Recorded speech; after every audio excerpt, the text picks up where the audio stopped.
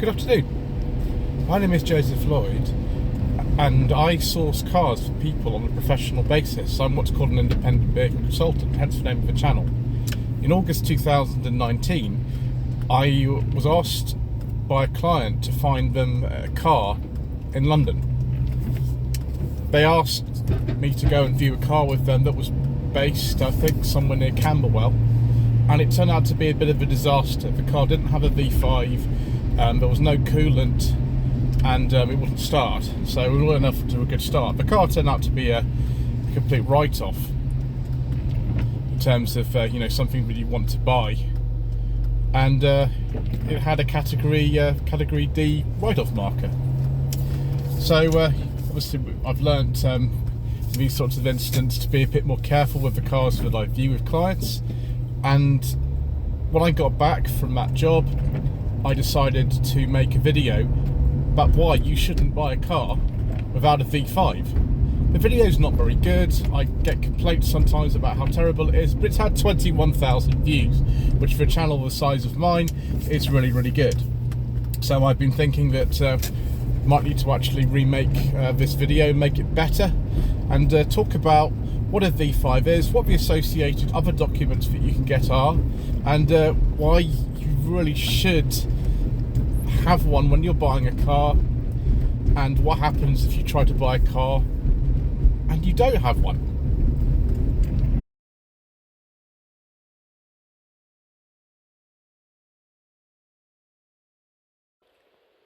You might notice, viewers, that I'm wearing a different jumper from the last footage because I've had to record this on a different day.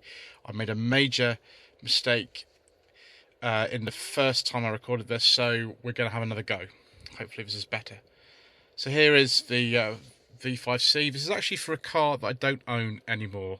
The car has actually also been taken off the road, but I've taken the precaution of covering up document reference numbers on this anyway. So yeah, it's an old Volvo I had. This is a post-2019 V5. It was issued to me end of last year. You see, they don't actually show the address of the former keeper anymore, which they used to do, and that's for data protection reasons. So it tells you how to fill it in actually down here to change the vehicle details. That's if you're doing things like making a car into a pickup truck or something like that, which people do. Then it says section 2, selling it to a new keeper, new private keeper. It's actually much easier just to do it online, as you can see there. Much easier to give section 6 to the new keeper. It's actually section 10 on the other side of it, but I'll show you because this is a slightly older bit of the second half. And changing your name or address, it's actually really easy to do that online anyway. So changing the details of the car, if you put a new engine in it, you've got, for example, you're converting your car from petrol to electric, that's also what you do. And selling it to a motor trader, you can also do that online. It's much easier to actually fill these information online, permanent export, and then the new keeper slip, which we'll come to. Look at the reverse of this, you'll see that this is the registration number of the car. That's when it registered in April 1998. It was a C70 T5 GT Auto. It's now been taken off the road, actually. The new owner is breaking it for spares at the moment because it had a bit of a failure. So that's the engine capacity of the car, and it's a 2-axle rigid body. You can see how there's the change of vehicle details, just like new VIN, new body type, all that sort of stuff. Document reason covered up as it has just there as well. Yeah, this just for transferring someone. If you want to do it like this, you wouldn't normally anyway. You do it online. So that's the left-hand side of it. This section here is actually for an old one. Now I don't mind showing the document reference number on this, because this dates from 2012 and this is completely invalid now. The new owner will have been issued with yet another one apart from that, and I'll be destroying both of these anyway. They will be destroyed so that we are in compliance with what actually it tells you to do. So I kept this. I didn't actually fill in registration, name and address, and you don't actually have to do that. The reason why you want to keep this is because something might actually happen if for some reason the DVLA don't issue a new V5. Perhaps this notification on this side, the section 2 there, gets kind of lost if you're posting it, or there's some other reason you don't receive it. This is the proof that you have of actually being able to get a new V5 if anything happens. There's a notification of permanent export, and that's what you need to know. This is what the old Ford style one looks like. The new style one of these looks different. And yeah, this was issued in 2012. The previous owner actually got the car in 2008 from me. So this was the new style that came out. You do occasionally see these. They haven't reissued them like they did in 2012 with all the V5s. But if you see one that doesn't look like this, it's red, or the previous one, which was also red, and has this other section, then you need to start being a bit concerned as to what actually happened. What I forgot to say, the introduction, that Fiesta that I saw with my client in South East London didn't have a V5. All it had was actually not even a new keeper slip from the previous owner. It had one of these, a V62. We'll go over what that is, but something you also need to know about is a V11, which is this one here. And again, this is a really old V11. They actually look different now to this, but they are essentially the same kind of thing. You can see back in the day, this 2011 Chevy Cruze I used to have was only £180 a year to tax. This is in 2014. In October 2014, all tax discs were actually abolished. So this has been the last tax disc I would have got for this car ever, which would have been in July 2014. And this is something that you have if you want to, retax a car. It comes through the door every year, and that's what a V11 looks like. Now, V62. There are two parts to this. There's the guidance notes here, and then there's the actual bit where you fill this in. And it's really funny. This section 3 and section 4. It actually says here, why don't you have a V5? I cannot produce it for another reason. The main one would be it's been lost, stolen, or damaged. You really don't want to be in a situation where you actually have to use one of these. It can take months and months and months to actually arrive, and it even says up here in section E of the front page that the V5C will come through to you within 2 weeks if you're registered as the new keeper.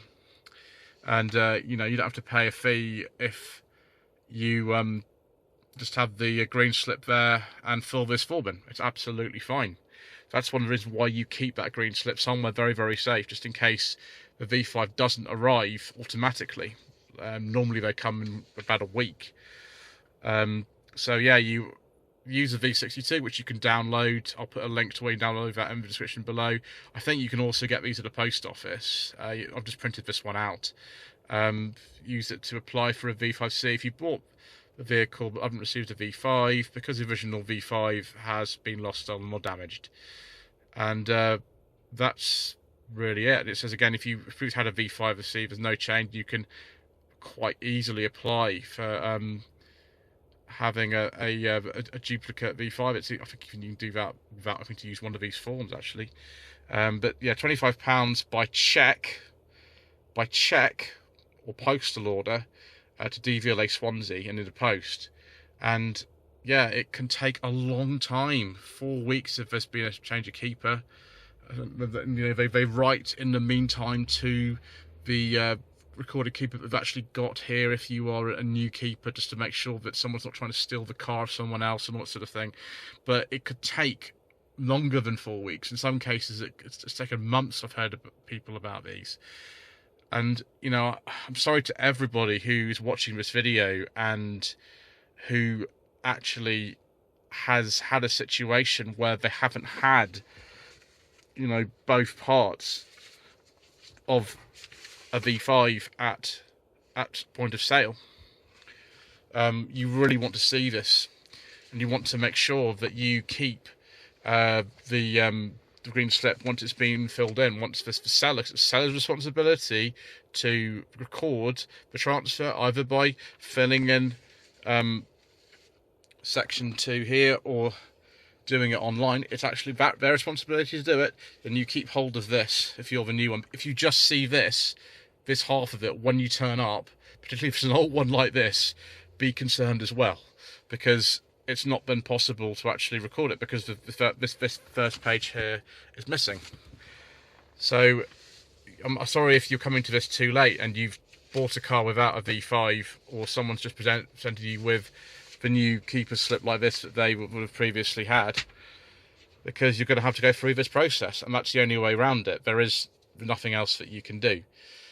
I hope that's self-explanatory enough. You can just read this information off the DVLA website actually by downloading the form just electronically. It's just a PDF, so you don't have to print it to read it. But yeah, I hope that all helps. So, what have we learnt from this? It's really best to buy a car in this country that has a V5C, and both parts of it.